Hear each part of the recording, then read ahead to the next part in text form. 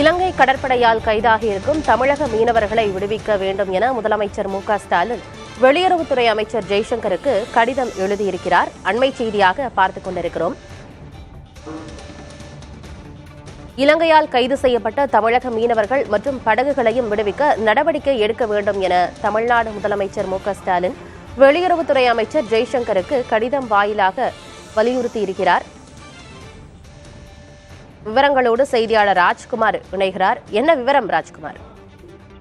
ஆனந்தி, தமிழக முதலமைச்சர் மு.க.ஸ்டாலின் மத்திய வெளியுறவுத்துறை அமைச்சருக்கு கடிதம் எழுதியிருக்கிறார்.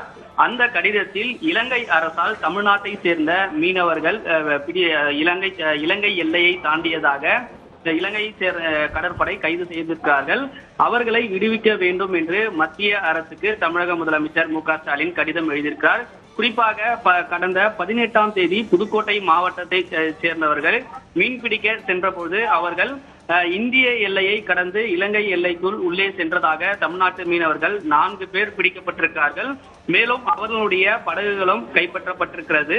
எனவே கைது செய்யப்பட்டிருக்கக்கூடிய மீனவர்களை விடுதலை செய்ய வேண்டும் என்றும் அவர்களுடைய படகுகளையும் விடுவிக்க வேண்டும் என்று இந்த கடிதத்தில் குறிப்பிடப்பட்டிருக்கிறது.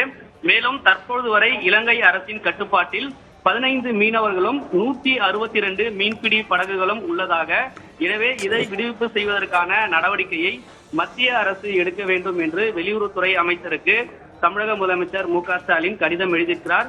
எனவே தமிழக மீனவர்களுடைய உரிமையும் அதே போன்று கைது செய்யப்பட்டிருக்கக்கூடிய மீனவர்களை விடுவிப்பு செய்வதற்கான நடவடிக்கையும், குறிப்பாக மீனவர்களுடைய வாழ்வாதாரமாக இருக்கக்கூடிய படகுகளை விடுவிப்பு செய்வதற்கான நடவடிக்கையை எடுக்க வேண்டும். இதற்கு மத்திய வெளியுறவுத்துறை அமைச்சர் ஜெய்சங்கர் நடவடிக்கை எடுக்க வேண்டும் என்று மத்திய அரசு இதில் கவனம் செலுத்த வேண்டும். எனவே இலங்கை அரசிடம் பேசி இதற்கான நடவடிக்கை எடுக்க வேண்டும் என்று அறிக்கை மூலமாக முதலமைச்சர் மு.க.ஸ்டாலின் கேட்டுக்கொண்டே இருக்கிறார். ஆனந்தி, தகவல்களை வழங்கியமைக்கு நன்றி ராஜ்குமார்.